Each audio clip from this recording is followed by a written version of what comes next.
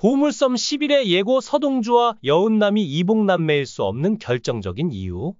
두 사람의 관계를 둘러싼 해석은 화 내용을 보면 동주의 친부가 여순호인 것처럼 보이지만 여러 상황을 종합해 볼 때 꼭 그렇지만은 않다는 생각이 듭니다. 동주는 피정이로부터 어린 시절 자신이 입고 있던 옷과 소지품을 건네받았는데요. 그 속에서 충격적인 물건을 발견했습니다. 바로 어린 시절 자신이 소중히 간직했던 대산 배지였죠.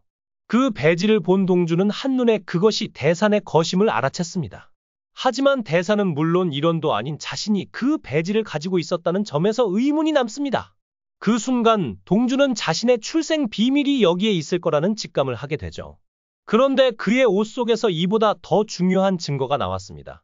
바로 여순호가 자신을 안고 있고 허일도를 비롯한 친구들과 함께 찍은 사진이 들어있었던 것이죠. 그 사진에는 엄마인 경원도 등장했는데요. 문제는 동일한 사진이 허일도의 핸드폰에도 있었다는 점입니다. 순간 동주의 머릿속에는 수만 가지 생각이 떠오를 수밖에 없었죠. 동주는 차 안에서 왜? 라는 물음표를 안고 사진을 들여다 보고 있는데 그때 집을 나온 여은남이 동주를 발견합니다. 동주는 은남에게 그 사진을 보여주고 사진 속에서 자신을 안고 있는 남자가 은남의 아버지 여순호라는 사실을 알게 되며 충격에 빠지죠. 이렇게 되면 자신과 은남이 남매일 가능성이 생기기에 동주는 할 말을 잃게 됩니다. 그런데 은남에게서 더 충격적인 사실을 듣게 되죠. 여순호를 비롯해 아이 엄마까지 죽인 사람이 바로 허일도라는 겁니다. 이제야 동주는 그동안 은남이 보였던 행동을 조금이나마 이해할 수 있을 것 같았습니다. 은남은 차덕히 허일도에게 복수하기 위해 스스로 상처를 입었었죠. 그 상처를 본 동주가 이를 가려주기 위해 두 사람은 함께 타투를 하기도 했습니다. 게다가 은남이 자신을 배신하면서까지 결혼하려 했던 이유도 알게 될 것 같습니다. 허일도를 상대하려면 대산의 지분이 필요했던 것이죠. 여미철은 생각보다 괜찮은 사람인 것 같아요. 물론 고교 시절 그의 영향으로 동주가 자퇴를 하긴 했지만요. 어쩌면 그 사건도 아이들끼리 충분히 잘 해결할 수 있었던 문제였을지도 모릅니다. 하지만 염장선이 개입하면서 좋지 않은 결과를 낳고 말았죠.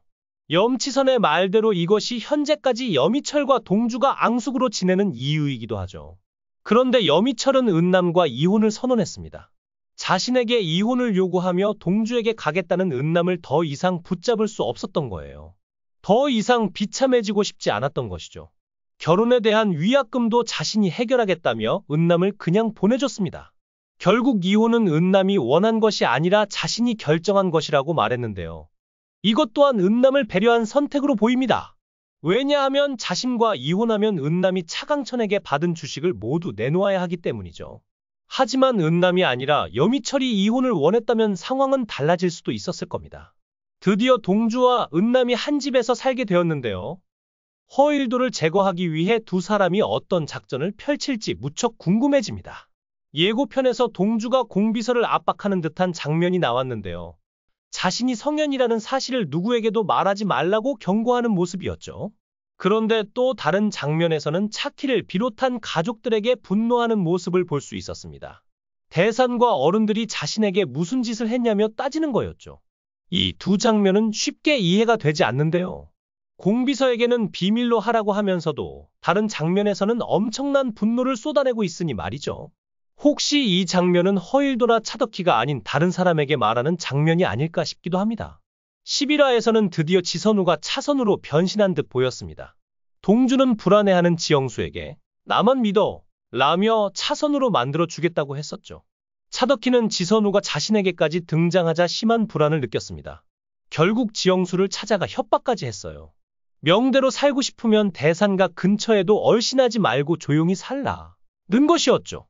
아나운서였던 지영수가 세상에서 사라진 것도 차덕희 때문이었습니다. 임신한 지영수를 찾아가 떠나지 않으면 아이가 위험할 수도 있다 며 협박했기 때문이죠. 차덕희의 광기에 놀란 지영수는 선우를 지키기 위해 거짓 인터뷰까지 했습니다. 자신의 아이는 정작 기증센터에서 받은 것이라고 주장했죠. 그렇게 지영수는 누구에게도 알려지지 않은 채 조용히 살아왔던 것입니다. 그것이 차덕희가 두 모자를 건드리지 않은 이유이기도 하죠. 하지만 보이는 것이 전부가 아니듯 지영수는 야망을 숨기고 있었습니다. 선우가 성장하기만을 기다려왔던 것이죠. 그리고 지금이 바로 그 시점인 겁니다. 동주는 지영수에게 차강천 곁에 머물 것을 조언했는데요. 그래야 선우를 지킬 수 있고 대산을 손에 넣을 수 있다고 했습니다. 즉, 차강천의 정식 부인이 되라는 뜻이었죠. 그렇게 된다면 지영수는 누구도 쉽게 건드릴 수 없는 존재가 되는 겁니다. 차강천은 차덕희와 지영수 모자를 불러놓고 회사 일을 배우라고 지시했는데요.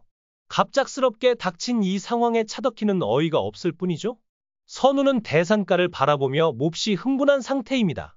한때 미혼모의 아들이었지만 이제 정식 대산 후계자가 된 상황이니까요. 이제부터 신분 변화를 즐기며 차덕희를 자극하는 일만 남은 것 같습니다. 이렇게 되면 두 모자도 차강천 집으로 옮기지 않을까 싶습니다. 안전 문제가 있으니 현재처럼 외부에 둘 수는 없는 상황이죠. 그러면 차덕희가 지영수를 어머니라고 불러야 하는 상황이 될 것 같은데요. 이 상황도 꽤 흥미로울 것 같습니다. 예고편에서 염장선이 의미심장한 발언을 했습니다. 자신이 후배님에게 선물 같은 사람을 소개하겠다고 말이죠. 그에게 든든한 조력자가 될 거라고 했는데요. 과연 염장선이 말한 든든한 조력자가 누구일까요? 염장선은 이철용까지 동주에게 넘어가자 엄청난 분노를 쏟아냈습니다. 이철용이 동주 편에 선 이유는 단 하나였죠. 바로 나라사랑 비자금 조언이 동주의 손에 있었기 때문입니다. 분노한 염장선은 허일도에게 대안을 제시하라고 다그쳤는데요.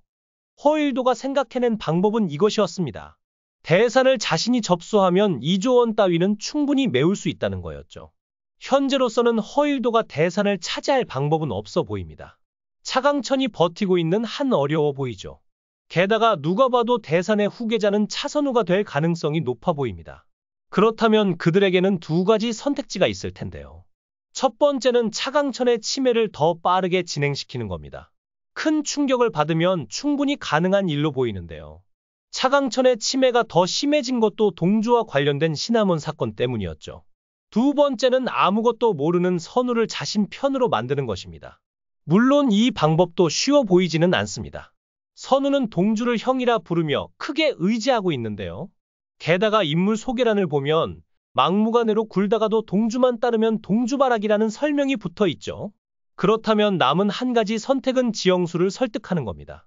선우가 후계자가 되는 것을 막지 않을 테니 대신 자신들과 손을 잡으라는 제안이죠. 차강천의 치매가 언제 악화될지 모르는 상황에서 잘 판단하라는 압박을 가하지 않을까 싶습니다. 지영수 역시 이런 상황을 고려하지 않을 수 없죠. 어쩌면 염장선의 말대로 선우가 안전하게 대산을 물려받을 수 있는 방법을 택할 가능성도 있어 보입니다. 염장선은 이철용이 자신을 배신하려는 움직임을 보이자 격하게 분노했습니다. 게다가 부회장 자리마저 허일도가 아닌 최기현에게 넘어가자 감정을 주체하지 못했죠. 분노한 염장선은 명패로 허일도의 머리를 내리치는 상황까지 벌어졌습니다. 그런데 문제는 머리에서 피가 흘러내리는데도 허일도가 제대로 반항 한번 하지 못했다는 점입니다. 이는 과거 사건과 관련이 있는데요. 허일도는 민주화 운동 당시 검찰에 잡혀갔었습니다. 그곳에서 심한 구타를 당하며 내부 조직도와 친구들의 이름을 적으라는 문서를 들이밀었죠. 하지만 친구들의 이름을 말할 수 없었던 허일도는 끝까지 버텼습니다. 그러나 더 이상 버티기 어려울 정도로 잔인한 인물이 등장했는데 바로 염장선이었죠. 결국 허일도는 버티지 못하고 친구들을 배신하게 됐습니다. 이로 인해 허일도는 풀려났지만 다른 친구들은 잡혀가 죽음을 맞이했죠. 이후 염장선은 허일도의 죄책감을 이용해 지속적으로 가스라이팅하며 그를 자신의 사람으로 만들었습니다. 그것이 머리에 피를 흘리면서도 반항 한마디 못한 이유입니다. 트라우마가 얼마나 무서운지 보여주는 대목이죠.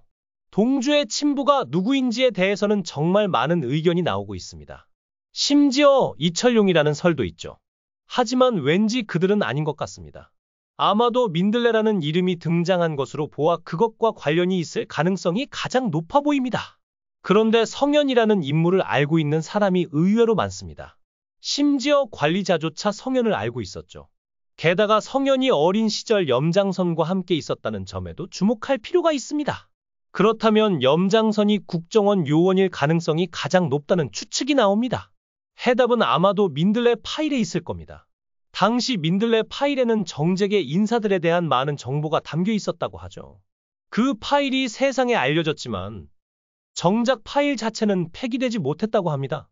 그리고 그 파일이 어디에 있는지 아무도 모른다고 했었죠. 그렇다면 혹시 동주의 아버지가 그 파일을 가지고 있었던 게 아닐까 하는 생각이 듭니다. 드라마 내용을 보면 그 파일에는 염장선의 비리도 상당히 많이 담겨 있는 것 같아요.